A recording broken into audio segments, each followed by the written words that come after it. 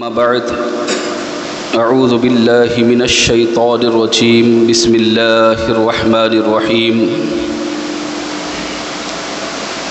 وعباد الرحمن الذين يمشون على الأرض حونا وإذا خاطبهم الجاهلون قالوا سلاما اللهم نور قلوبنا بالقرآن وزين أخلاقنا بالقرآن وادخلنا الجنة بالقرآن ونجنا من النار بالقرآن ربنا افتح بيننا وبين قومنا بالحق وأنت خير الفاتحين صدق الله العظيم وصدق رسوله النبي الأمين الكريم ونحن على ذلك لمن الشاهدين والشاكرين والحمد لله رب العالمين بعد توحید کے متوالو غوث اعظم کے جانثارو، آئیے کچھ عرض معروض سے قبل ہم اور آپ مل کر آقائے نامدار مدینے کے تاجدار، امت کے غمخوار شاہوں کے تاج، آقاؤں کے آقا، ہم غلاموں کے محسن، یتیموں کے سہارا، بے آسروں کے آسرا،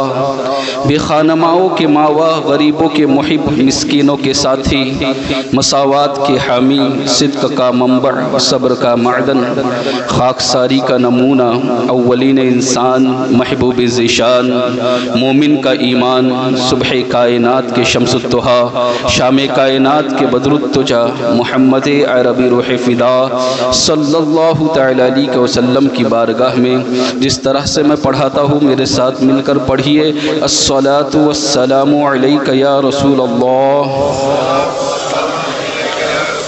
الصلاۃ والسلام علیک یا حبیب اللہ، الصلاۃ والسلام علیک یا نبی اللہ صلی اللہ تعالی علیہ وسلم۔ برادران ملت اسلامیہ، خطبہ مستونہ کے بعد میں نے جس آیت کریمہ کی تلاوت کرنے کا شرف حاصل کیا، اللہ تبارک و تعالیٰ سے دعا ہے مجھے حق کہنے، آپ کو حق سننے، ہم سب کو اس پر عمل کرنے کی توفیق عطا فرمائے۔ جیسا کہ میرا طریقہ کار ہے، اب سبھی جانتے ہیں کہ جب بھی کسی اللہ والے کی شخصیت پر میں گفتگو کرتا ہوں تو سورۃ الفرقان کی انہی آیتوں کی تلاوت کرتا ہوں، اس لیے کہ اللہ تبارک و تعالیٰ نے اللہ والوں کی پہچان، اللہ والوں کی علامت، اللہ والوں کی نشانیاں ان آیتوں میں بیان فرمائی ہے، جبکہ ہمارا معاملہ یہ ہے کہ ہم اللہ والے کسی اور کو شمار کرتے ہیں، کچھ اور ہم نے اپنا ذہن بنا لیا ہے۔ ہم سمجھتے ہیں کہ جو گندا میلا کچیلا رہتا ہے اور نہ نماز پڑھتا ہے نہ روزے رکھتا ہے اور اس طرح کی زندگی گزارتا ہے، بہت سارے لوگ ان کو مجذوب بھی کہہ دیتے ہیں، مجذوب کی قسموں سے انکار نہیں ہے، لیکن ہر کسی کو مجذوب سمجھ کر اس کے آگے پیچھے کرنا، اور اسی طرح سے کچھ فقیر کچھ بھکاری آتے ہیں، بھیک منگنے کا ان کا دھندا ہے، اور ان کو ولی سمجھنا، ان کو اولیاء اللہ سمجھنا، نہ وہ نماز کی پابندی کرتے ہیں نہ شریعت کی پابندی کرتے ہیں، لہذا ان لوگوں کا معاملہ یوں ہوتا ہے کہ شریعت سے کوسوں دور رہتے ہیں، لیکن ہماری قوم کے کچھ جاہل قسم کے لوگ انہیں اللہ والا سمجھتے ہیں اور اللہ کا ولی تصور کرتے ہیں۔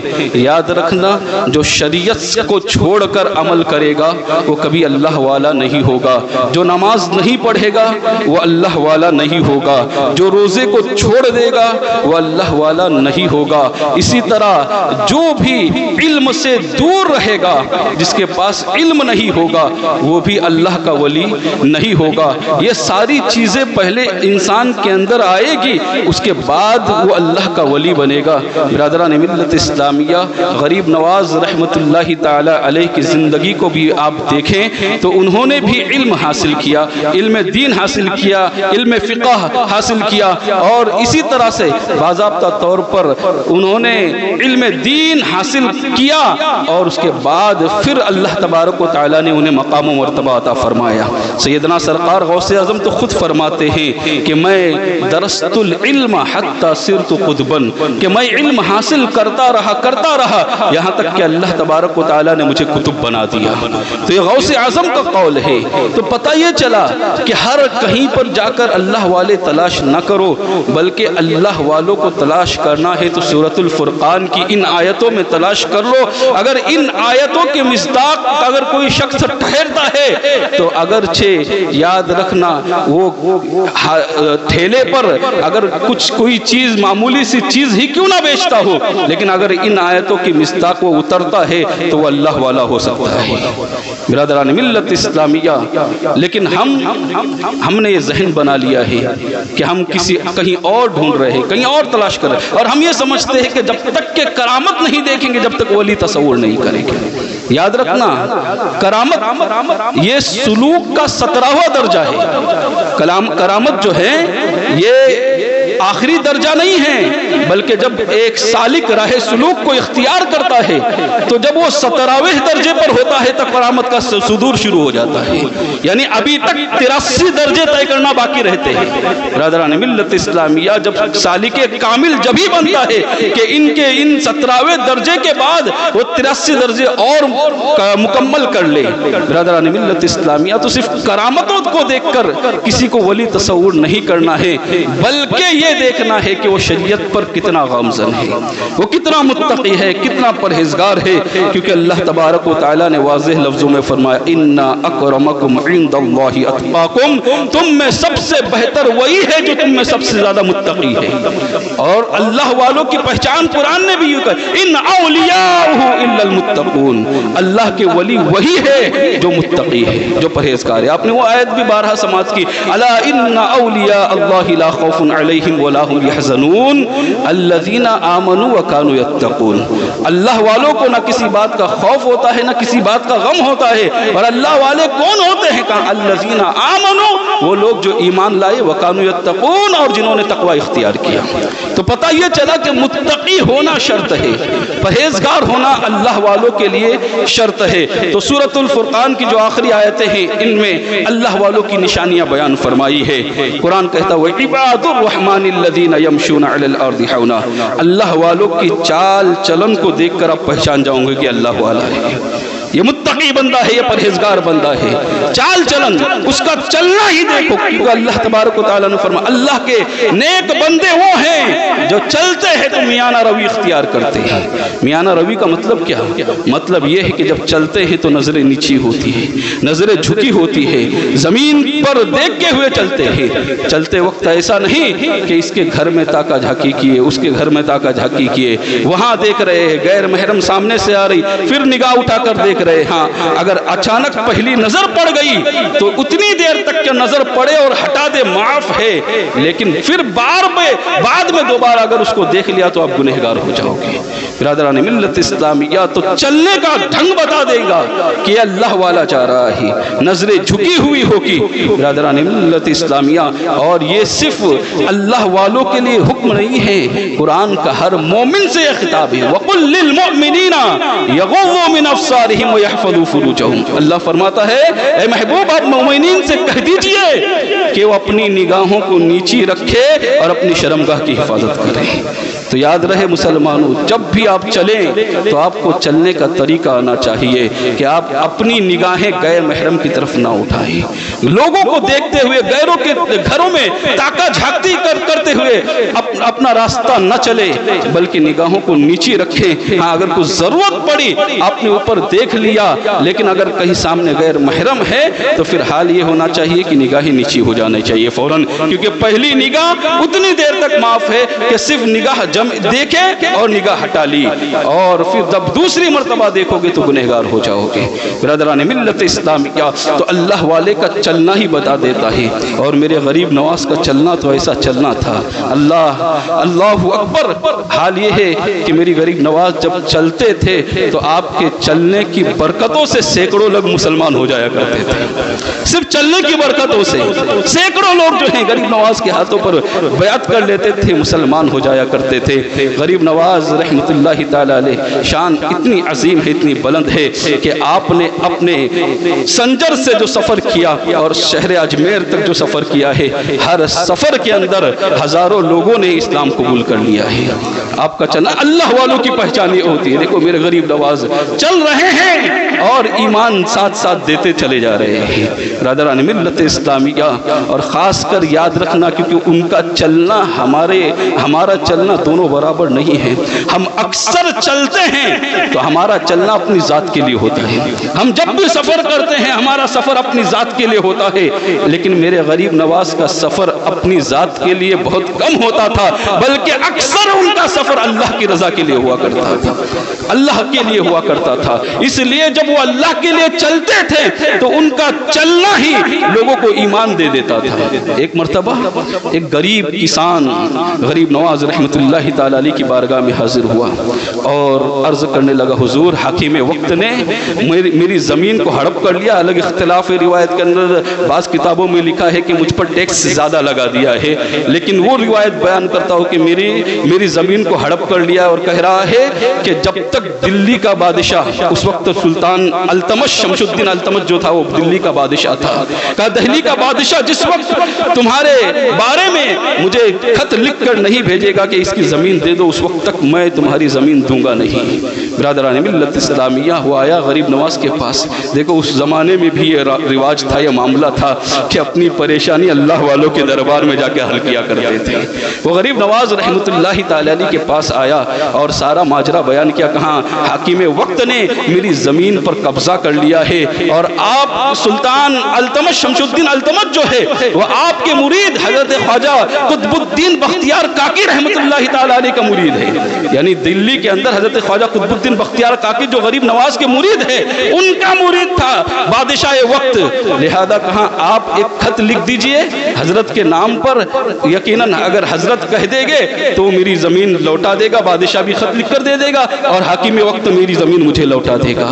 برادران ملت اسلامیہ، غور کرنا، غریب نواز نے اتنا سننا تھا تو کہاں کہ ٹھیک ہے کل ہم دونوں ساتھ میں دہلی کا سفر کریں گے۔ واہ میرے غریب نواز، کیا بات ہے! ذرا غور کریں کہ غریب نواز کے پاس آیا تھا، غریب نواز چاہتے تو خط لکھ کر بھی بھیج سکتے تھے اور وہ بادشاہ مان جاتا، لیکن غریب نواز فرما رہے نہیں، میں خود تیرے ساتھ چلوں گا اور تیرے ساتھ دہلی کا سفر کروں گا۔ برادران ملت اسلامیہ، غریب نواز دوسرے دن اس شخص کے ساتھ دہلی کے سفر کے لیے روانہ ہوئے۔ دہلی پہنچے خواجہ قطب الدین بختیار کاکی کے یہاں۔ خواجہ قطب الدین بختیار کاکی نے دیکھا حضور اچانک آنا ہوا، کہاں آنے کی بات تو ہمیں خبر کر دیتے کہ آپ آنے والے ہیں، اب اچانک تشریف لائے، وجہ کیا ہے؟ تو سارا ماجرا بیان کیا، کہا حاکم وقت نے اس غریب کسان کی زمین کو ہڑپ کر لیا ہے، لہذا اس لیے میں آیا ہوں۔ کہاں خط ہی لکھ دیتے، میں آپ کا کام کر دیتا، اتنی زحمتیں اٹھا کر آنے کی کیا ضرورت تھی؟ برادران ملت اسلامیہ، یہاں سے بات یہ بھی ثابت ہوتی ہے کہ یاد رکھنا، اگر تم کسی کی زمین ہڑپ کرو گے، کسی کی جگہ ہڑپ کرو گے، کسی کی دولت کو ہڑپ کرو گے، کسی کا مال کھا جاؤ گے ناحق طریقے سے، تو غریب نواز تم سے راضی نہیں ہوگے بلکہ غریب نواز تم سے ناراض ہو جائے گے۔ اس لیے کہ ایک کسان کے لیے غریب نواز رحمت اللہ تعالی علیہ جو ہیں وہ اجمیر سے دہلی کا سفر کر رہے ہیں۔ برادران ملت اسلامیہ، اور بھی کسان، آج کے زمانے میں کسان کی کون سنتا ہے؟ آج کے زمانے میں کسان کی کیا ویلیو ہے، کیا حیثیت ہے؟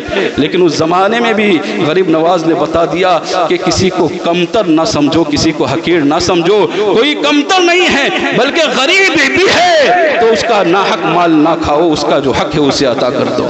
برادران ملت اسلامیہ، لیکن ہماری قوم کو ہوا کیا ہے پتہ نہیں۔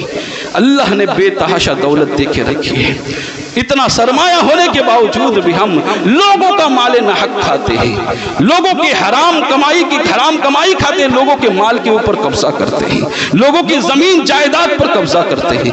برادران ملت اسلامیہ، بچاؤ اپنے آپ کو، وَلَا تَأْكُلُوا أَمْوَالَكُمْ بِالْبَاطِلِ، اللہ تبارک و تعالیٰ نے فرمایا ناحق طریقے سے لوگوں کا مال نہ کھاؤ۔ یاد رکھنا، کل قیامت کے دن ایک انسان احد پہاڑ کے جتنا سونا احد پہاڑ کی جتنی نیکیاں لے کر آئے گا بلکہ اس سے بھی زیادہ نیکیاں ہوگی، لیکن کسی کا مال ناحق کھایا ہوگا تو وہ ساری نیکیاں اس شخص کو دینی پڑے گی جتنا جتنا مال کھایا ہے۔ بلکہ بزرگوں نے تو یہاں تک لکھا ہے کہ اگر کوئی 1 درہم کسی کا مال ناحق کھاتا، 1 درہم ناحق طریقے سے اگر کوئی کھاتا ہے تو بزرگان دین لکھتے ہیں کہ 700 باجماعت نماز اس شخص کو کل قیامت کے دن دینی پڑے گی۔ 700 باجماعت نماز آسان سمجھ رکھی ہے آپ نے؟ 5 وقت کی نماز تو پڑھی جاتی نہیں ہے۔ 5 وقت اگر جو پڑھنے والے ہیں ان کا حال یہ ہے کہ 2 رکعت چھوڑ کر آ رہے، 3 رکعت چھوڑ کر آ رہے ہیں۔ حال یہ ہے کہ آئیں گے اذان کے بعد گھر سے نکلیں گے اور اتنی تاخیر کریں گے کہ یہاں امام سلام پھیر رہا ہوگا جب وہ وضو کرتے ہوئے نظر آئے گے۔